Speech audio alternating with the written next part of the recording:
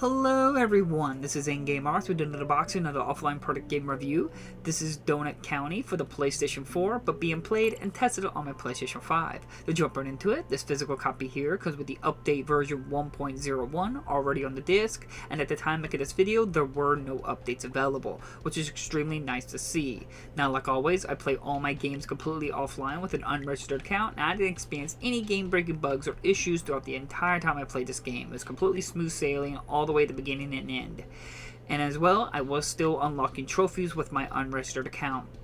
Now, before I go into details about the game, I want to point out that this game is from I Am 8-Bit, which is a boutique game store, and they make small limited print runs, so getting a physical copy can be pretty expensive and kind of hard down the road if you're interested in a copy. And as well, it's available on the Switch, which again is from I Am 8-Bit, so please keep that in mind if you're going to want to get a physical copy now or later down the road. And why I want to drive this home about the expenses that you're going to be paying for this probably physical copy is that Donut County is more of a chill, relaxed game, and it's not a very long game. I say maximum you could probably put about 2 hours in this game and you've beaten it. If you wanted to maybe 100% everything, get all the trophies, which the Switch won't have trophies, the PS4 version with PS5 will have trophies, and that will give you maybe a little bit more extra content if you wanted to find everything to get a 100% go for the Platinum trophy. Add an extra maybe 30 to 40 minutes to that time. So maybe let's say maximum a 3-hour game if you wanted to 100% do everything, which for a lot of people, that's depending on how much money you're going to spend, that can be very frustrating and disappointing, so I can't recommend it at all going out of your way to get a physical copy.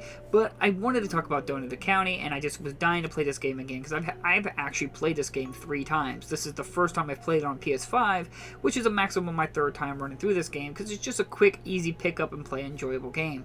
I don't know why I never really sat down and covered it on the PS4, did an unboxing video, I don't know, it just was something I found personally for myself, so when I had the chance, I really wanted to sit down and play it. And the game isn't very complicated. You play as Mira, or a mixture of multiple characters, but Mira and her friend BK run a donut store. And BK is trying to get his highest score, and eventually you find out that he's not just sending normal donuts, he's sending holes. Kind of like a hole in the earth, a donut hole almost.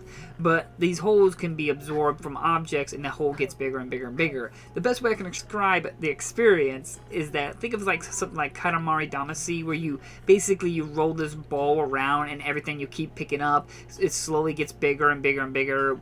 Beginning, you're picking up like M&Ms and tacks and rices pieces and stuff like that, small little objects, and eventually it gets bigger and bigger. Then you're picking up chairs, tables, people, buildings, and so on and so forth. Well, think of it like a hole. Eventually you keep absorbing smaller things, the hole gets bigger and bigger and bigger, and eventually you're absorbing houses, mountains, people, buildings, and so on and so forth. So it's very more of a relaxing game, and that's the only disappointing thing. I love the characters, I love the concept, I love the relaxation of the gameplay. The only big disappointment is that it's relatively short, and there's a lot of potential, and they don't really go anywhere with it. I mean, don't get me wrong, I love the story. It's a cute, little simple story. I just of a feel-good story about characters, friends, and just people hanging out and trying to learn and grow as a community. It's very just touching in that kind of way, and it's very just tongue-in-cheek, little fun, best friends hanging out, talking, and then making up about my mistakes and stuff like that. It's just a joy for me.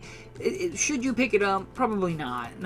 Considering what I've seen right now, it's like $60 to $70 for a physical copy for a 2-hour game. It's not worth it. And the PS4 version will be the better version because of the trophies compared to the Switch version. But overall, it's still a really enjoyable experience for me anyway. But overall, I don't know if it's something for you guys. It's just something I wanted to sit down and play and enjoy, and I really did.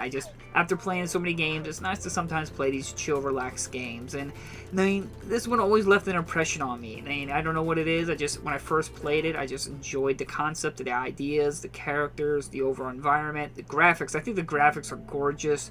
Some animations can be a little wonky and set up and everything like that. There's no real animations. It's kind of like a set picture portions animation stuff.